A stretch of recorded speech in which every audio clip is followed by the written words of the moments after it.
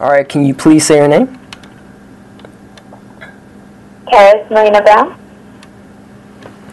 All right, thank you, Charis, for speaking and having this conversation and interview. Greatly appreciate it.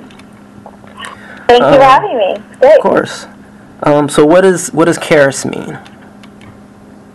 It's actually the Greek word for grace. It's the root word for charisma. And especially now that more people are getting familiar with my work, no, I didn't name myself Charis. My parents did. Oh, okay. So it's my actual real name, yeah. Yeah, I was actually going to ask you if that was actually your birth name or if that was a name that you gave yourself. But okay, that's cool. Did they ever tell you why they chose that name for you? They actually don't really remember very much. It's apparently a pretty common root name in the religion that they were in when me and my brother and sister were little. Mm-hmm. And so it was a reasonably popular name there. But even so, I have not met more Charises than I can count on. Maybe two hands, maybe one. Okay. So do your brothers and sisters have the same Greek names as well, or?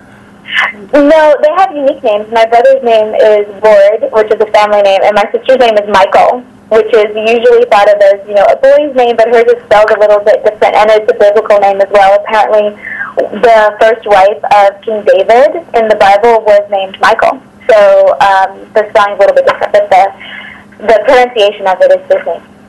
Oh, that's cool. So yeah, I was actually going to ask you, what seems like you're a pretty spiritual person yourself. What led you to this way of life, and do you actually call what you're doing now? Do you have a name for it, or is it just something that's just a way of life for you?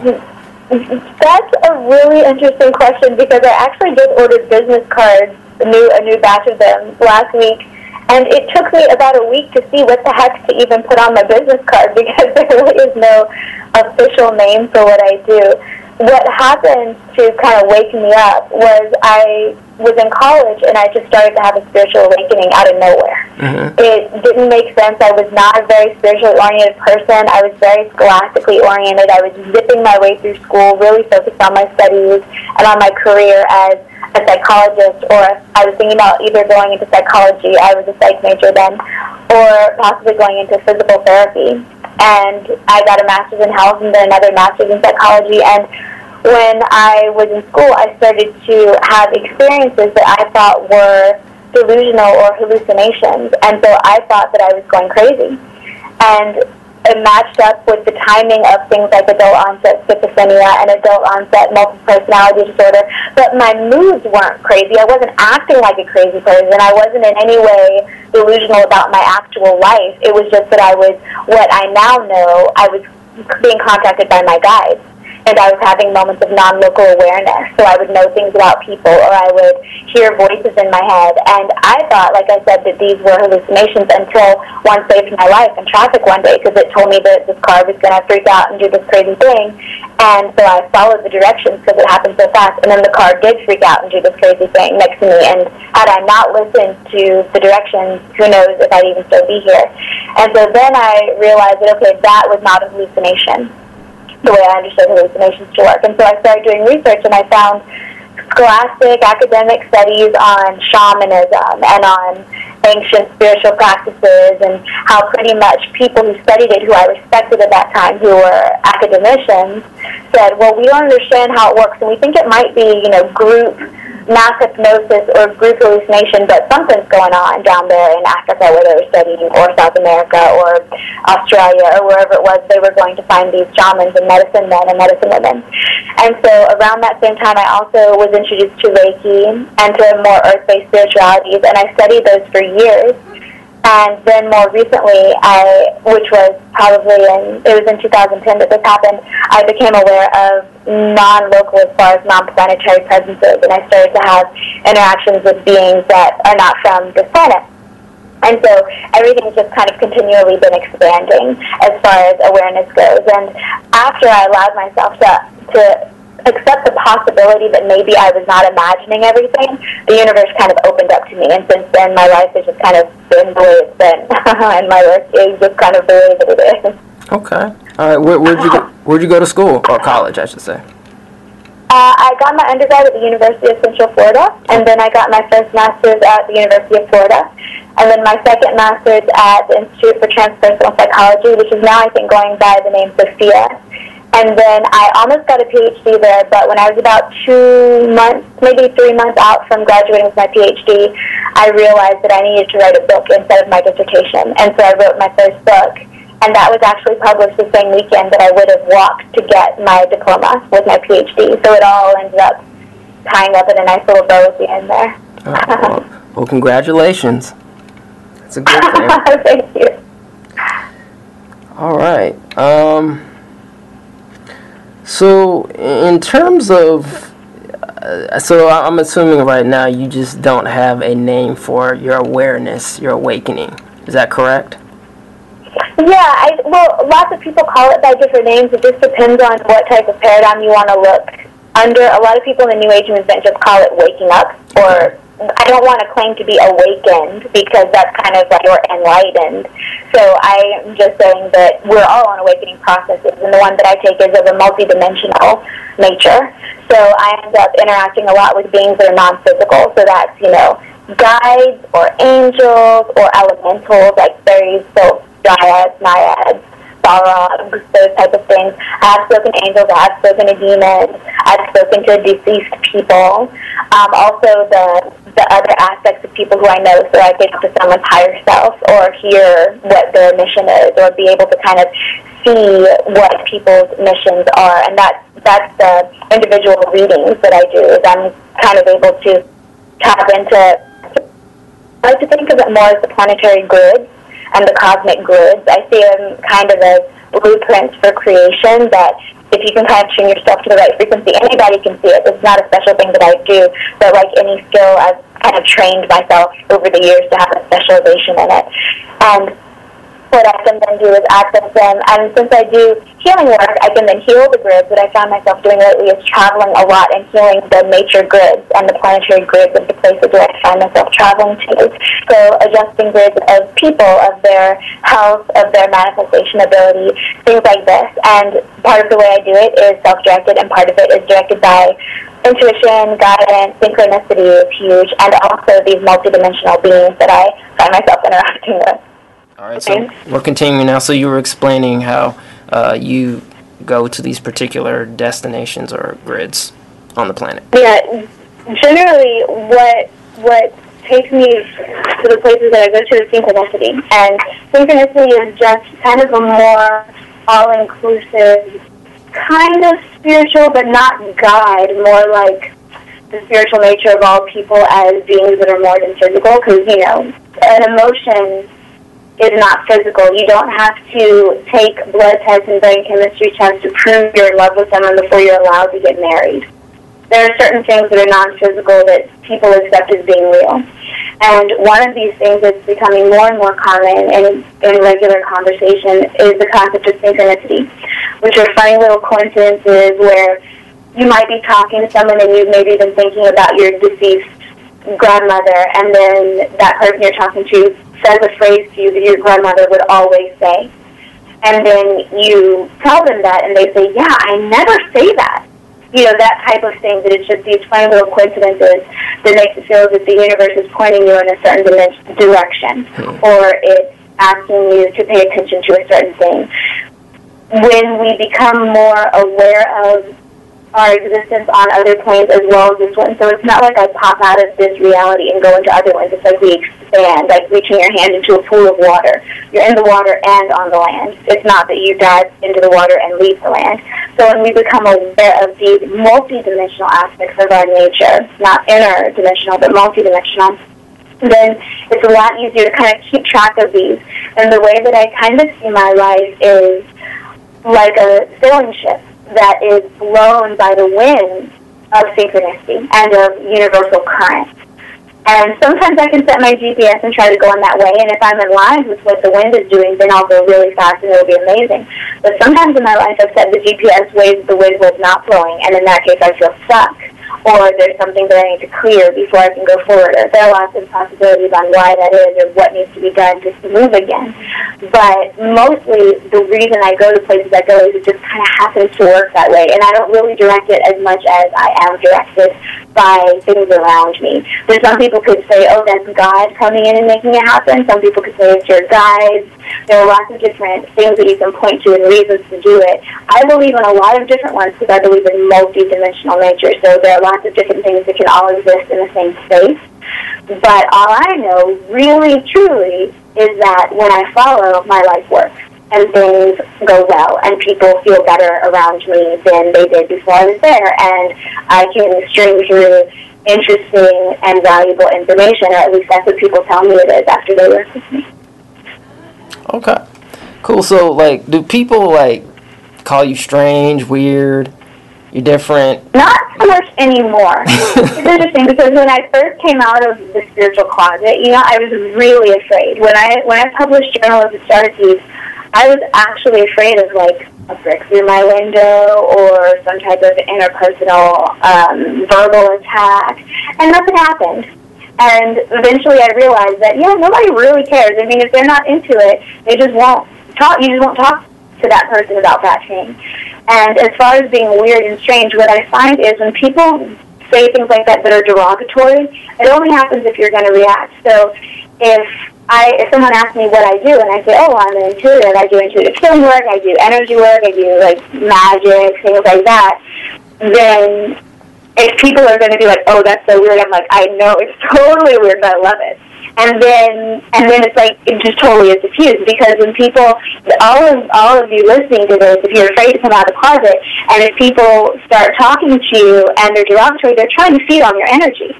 And by you then feeling that, oh, you don't like me anymore, that's feeding them that energy. But there's no reason to be ashamed of who you are. It's just who you are. And it's taken me a long time to learn that. And sometimes it's easier than others even now. But what I've noticed is the more I become unapologetic, I mean, I just ordered business cards, and it took me a week to order what I put on them. And I end up putting on Wish Granter and Karmic Magician. Now, those are not accepted terms of employment, you know, it's not, but that's what I am, and that's what I do. And so when you're just out about being spiritual and being, you know, multidimensional, whatever you want to call it, it kind of diffuses everything. And then what you find are the people who would try to feed on you in that way just kind of don't show up in your reality. Well, question for you, because, you know, I'm more of a Eastern philosophical type of person, but because we currently live in America, which is predominantly Western philosophy, in particular certain religions, for example, Christianity, Islam, Judaism, how would a person be able to, in a way, develop or try to, how can I put it, maybe also incorporate whatever way of life that you're trying to get to with their particular path or so-called religion that they're in? Or is it possible? It is absolutely possible. Mysticism exists in every single religion, and that's something that a lot of people who have not really deeply studied their own religion don't realize. And I was raised in a very classically religious family. I was raised as a Jehovah's Witness until I was a teenager, and then I didn't believe in God at all during my teenage years, and then I had my spiritual awakening when I was 20, and then ever since then I've kind of been constantly just developing what I can now do. And so I was raised believing that none of this was real. But I was also raised knowing the Bible backwards and forwards. I mean, I can quote Bible scriptures to you or to anybody that they did not know existed in their Bible. You know, talking about the wicked indoor, or talking about various kinds of things. You know, Solomon and all the things that he did to build his city, and you know, lots of multidimensional stuff that went on in the Bible that was not spoken against, except for a couple scriptures here and there where the hierarchy is saying you shall not suffer a witch to live, you know, sorcery is prohibited. But that's because during these times when that stuff was said, it was dangerous for the monarchy to have that stuff going on because they wouldn't have been able to have social control, and that's what they wanted in order to bring civilization to their people. So it was important. Kind of the same thing as people who still live by the tenets about what you should and shouldn't eat in the Bible. Some people do, some people don't. Right. And the reason they had it then was because of reasons that were valid, and some of them are still valid and some of them aren't. So any given religion, because that was mostly about Christianity, but any given religion has their mystics. Christians have Christian mysticism. There's Sufis, which is the mysticism of the East. You know, there are all these types of sects of each religion that are mystic and that do see God in meditations and do have ecstatic experiences. And in no way does what I do go against any religion, ever. It doesn't. I mean, the only thing that I go against are religions that say that certain people are allowed to have access to divine consciousness and certain people are not. That's the only thing that I'm against. Because I think that everybody is equal as far as we're all related, literally, we're created from the divine consciousness, so we all have equal access to it. But it's like anything, the more you practice it, the easier it is. Okay. I may be incorrect, so please correct me if I'm not saying this right. Are you familiar with, I think they term it DNA programming? Is that incorrect? Am I not saying that correctly? Or is it some kind of programming thing? I do some work on DNA structure, and I have worked on activating the dormant strands of DNA in my body, and I have noticed differences in my physical form and my mental awareness of doing that. But that's not really what I'm focused on. I'm primarily a raw vegan, and I'm always vegetarian. I never eat meat. But in my travels, sometimes I'll eat cheese, or sometimes I'll have milk. If I get coffee, which is also very seldom, I try to stay away from any type of addictive substances as far as that kind of stuff goes, because I believe in clarity, and I believe that we can better access what we're here to access if our minds are not junked up by stuff. But I do believe that our DNA are conscious, and I do think, for instance, I take Ormus off and on for the past maybe 4 or 5 years. I've taken Ormus, and Ormus is said to restructure your DNA and to heal it and to provide missing pieces for your DNA. Also, being a raw foodist, it says that one of the benefits of being a raw foodist is that when you eat food that is still living, it activates your DNA because its own DNA has not been degraded by the cooking and by the processing of food. And so I do think that, since I've become a raw vegan, my eyes are clearer. My bone structure has become more symmetrical. I grew arches in my feet that were not there my entire life. I had flat feet, and then for about a 3-month period, I did Kundalini yoga just about every day, and I was a raw vegan, and I started taking Ormus and meditating all the time, and my posture shifted, and the arches grew in my feet, and I didn't have to work out very often, and my body was still muscular and strong and flexible, and, all of these things happened, but I see those things as keeping good control of our bodies so we can do what we're here to do. So I think that stuff is kind of a side effect of becoming more conscious, and I love it. I love living in a body that is a joy to live in. I love living in a body that doesn't have pain and doesn't complain to me when I want to run around and have fun and do stuff. But I think that if you use that as an end, then there's farther you can go. Right, no, I totally agree with you. Oftentimes, individuals, which is fine. I think it's okay if you want to say, look, I want to lose weight, I want to feel better. That's fine, but sometimes and oftentimes we don't think about the other benefits, as you mentioned. More clarity. You're more fluid in your physical structure, and then that leads to, kind of more of a mental awareness and then a spiritual awareness. So yeah, I totally agree that the stuff that we, eat totally affects, how we think mentally. And so I'm glad that you're trying to, and you are, and you do realize that it's important that what we ingest in our body actually can, in certain instances, and especially if we do it often and every day, can actually be more of a negative consequence than anything else. Yeah. I'm sorry, you're going to say? Well, most people see that most people perceive a division between the mind and body. They say that, well, I am one thing and my body is something else. But the truth is, your body is your mind. We're filled with neurons. We're filled with brain cells going all throughout your entire body. The heart is made up, I've heard that the heart is made up of 80% neurons, and there are tons of neurons in the gut and your intestinal system and your stomach. That's why a lot of times if you get in an argument, you can't eat because you'll get indigestion because you've got all these stress chemicals going to your body, and so introducing new information in the form of food to your body is going to be rejected if you're under stress and if you're in your fight or flight response. And what people are now starting to realize is memory is stored in the body. There's a really good book called The Body Bears the Burden that talks all about trauma of the body. And so if someone has a trauma of something bad that happened in the accident one time to their wrist, and then they start healing the wrist, and they start getting all these flashbacks from the accident because there's muscle memory stored all over your body. Our bodies are just extensions of ourselves as well. So they're not all we are. We are not our body, but our body is an extension of our consciousness. And so if we're not taking good care of our bodies, then that means that we're not taking good care of our minds and of our spirits either. Charis, can you name the book one more time, please? Sure. It's called The Body Bears the Burden. It's a very scientifically based book. I'm looking up the author right now. Okay, The Body Bears the Burden. All right. It's by, it's coming up right now. Yeah, The Body Bears the Burden by Robert Scaer, Scaer.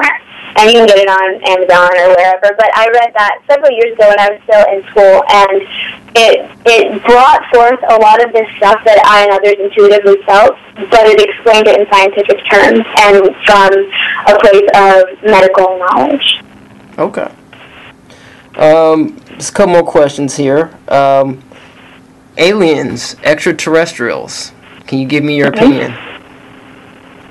Absolutely. Well, the way that I see it is that we as humans on Earth are like indigenous people on an island. And we think that since we can't cross the ocean, which to us is space, then nobody else can either. And so then when these ships come from another civilization that's not necessarily smarter or better than us, just been around longer, figured out more stuff, then we either don't even believe that it's real, or we say, well, if you're traveling at the speed of light, it would take so long to get here because it's so far. And so, then clearly, they're not traveling at the speed of light. Right. Clearly, they found another way to travel. And us thinking that if we haven't figured it out, it's not possible, I think it's just silly. And I personally have had lots of experiences with extraterrestrials over the course of my entire life, and I know lots of other people that have. And the way to look into that, personally, is if you feel a little zip or a little, charge when I say that, then it's likely that you've got something going on in your head that you might not really be looking at clearly, because I think that extraterrestrial contact with the Earth beings is extremely common, way more common than most people want to even contemplate, because it breaks their paradigms of how things work. Okay, so why, in your opinion, why haven't, the so-called extraterrestrials just come out, per se, and just say, hey, people, here we are? Because of free will, and because if they were to show how more developed they are, and these are the ones that are more developed, it's not necessarily all of them, but they have to have a certain amount of development to even know how to travel interstellar, So if they were to come out, then a lot of people would flip into worship mode, and they would stop their progression, and they would want other people to tell them how to do it. And that's not what we're here to do. Okay. Makes sense. Yeah.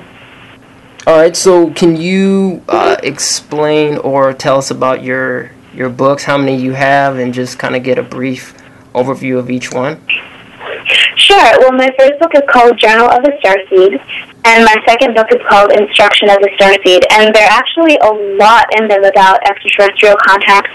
The first one kind of chronicles my whole awakening process. So it starts from when I first started having those funny experiences in college, and then goes through the training I had in Reiki, and then in clearing multidimensional entities that were not kind, and then moving through, and then finally the second half of the book is about what happened when the ETs kind of showed up on my radar, because I had not really considered them. I didn't think that nothing could exist. I was sure stuff existed somewhere in this huge, endless universe, but I had never thought about it in context of real life. And then it just showed up on my screen really big because I drove under a ship one day. And it was right there, and so there was really no avoiding it. And so then I started doing tons and tons of research and meditations. I started communicating with some of them. And then the second book, Instruction of a Starseed, is mostly just transcription of conversations I had with some of my multidimensional guides. And the rest of it, interspersed in that transcription, is experiences that I had, like interesting experiences I had of dealing with this type of entity or that type of entity, or this amazing experience that happened that brought in my perspective. And the point of writing the books is that when I was first waking up, I didn't have anything to turn to. People don't believe that it's real in real life. So if you're not going to go miss and just feel like you're crazy because it's not real, then there were only a few authors that I could really identify with, and they were Mary Summer Rain and Lindsay Andrews, which are both women who have written their experiences training with Native American medicine women who have kept that kind of multidimensional knowledge. And those books helped me a lot, but the problem was, I was a college kid. When these women wrote about their experiences, they were already grown, already married, in and out of careers. Some of them had grown children or almost grown children. So while I could really identify with their experiences as far as esoteric stuff, they weren't writing from a perspective that I felt like really understood where I was. And so I had this unquenchable fire to write my experiences, because I felt like there were a lot of people out there who felt like me and who needed to hear that it's normal and that it's okay and that, no, you're not crazy, and that this is some of the ways that worked to handle stuff and deal with stuff, and so it might work, or better yet, take it and then build your own, because of things that do work for you and things that don't work for you. And that was the mission behind my books, and it still is. Because right now I'm working on a third book called Starseed Wilding, talking about becoming more, less tame, more unafraid of our own power, unafraid of what people are going to think, just rocking our individuality. And my idea with these books is to allow for self-expression, which it is on my part, to help others to not feel so alone. And that's because usually when this happens, people aren't in a huge community of people who are like, yeah, aliens are real, ghosts are real, go outside, play with the fairies, they're real. You know, it's not easy to even understand that this stuff exists, but it's banging through our consciousness right now. We can't really ignore it anymore. And so the idea is to let people know that, yeah, it's real and it's happening, and this is how it happened for one person. Maybe some of that's how it's happening for you, and if so, you don't have to feel afraid and you don't have to feel overwhelmed. It's just another aspect of life that people don't usually talk about. This is, campfire talk, which people only talk about it when it's late at night and the campfire is burning and there are no electronics to look at and get distracted by, and you start talking about the weird stuff that you keep back in the drawers of your mind that you don't really open and look at very often because it doesn't fit with the rest of your reality. But everybody who's had these experiences really loves to talk about them once you open that floodgate. So it is something that's wanting to arise in collective human consciousness. And these books, along with my other work, my classes and workshops and events and stuff, are done in an effort to empower that type of human, not just the kinds that, go to work, come home, watch TV, go to bed. That's fine. There's nothing at all wrong with that lifestyle. It's totally fine if that's what you want to do. But those of us who want to do something different, who are pulled to the multidimensional lifestyle that's less solid and more fluid, we've not been allowed to do that in an empowered way. So my goal in my life's work is making that okay and letting people know that it's normal too. It's just different. So, I was actually going to go on to see if you can give us your website, but we'll hold that off because it just sparked a question that I have. Okay. Before we go on.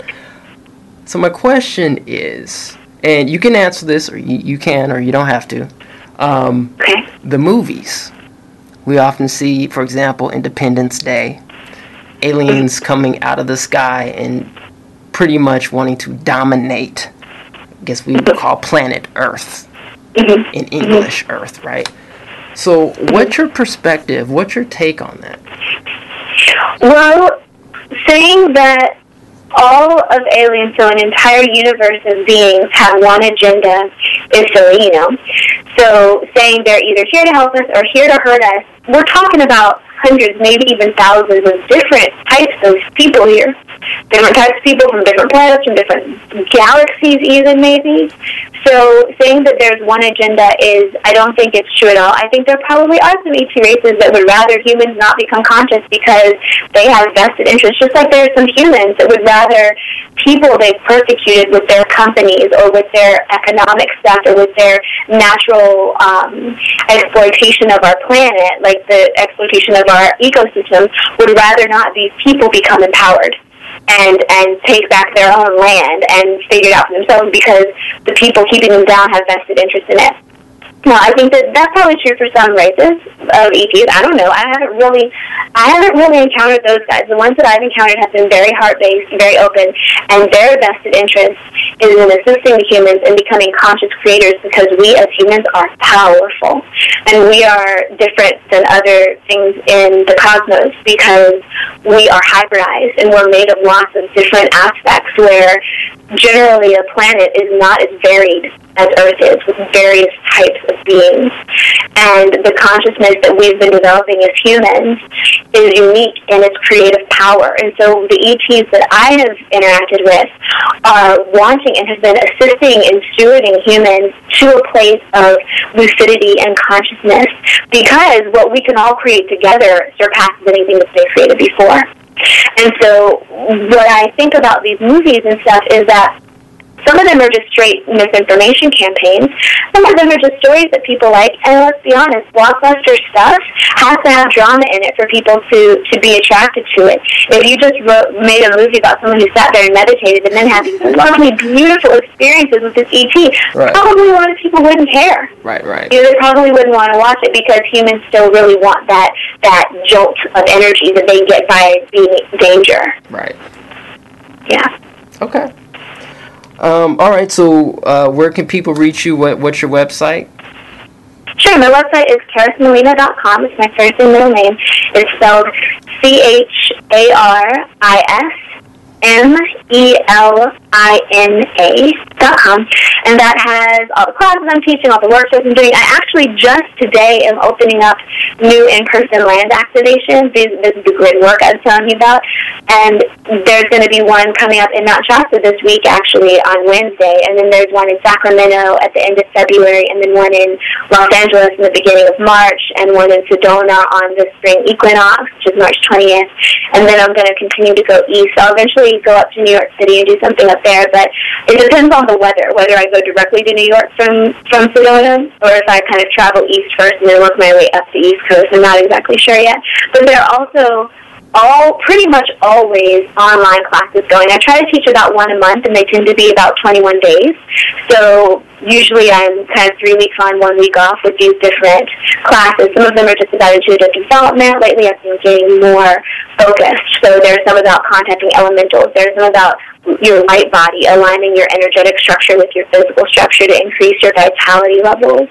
So lots of different aspects of focus that we're looking at here. But at the website, everything keeps you updated. And also there's a newsletter I put out that people can get on the website. It's free, and it brings you various downloads I get and also news as to what's going on, like what new things are opening up to participate in. All right, well, thank you very much. I appreciate it. We appreciate you taking your time and your energy. And, just keep doing your thing. Thank you so much. I appreciate you having me. And it's good work you're doing, so thank you for doing it. Yeah, it's all good. All right, thanks. Thank you.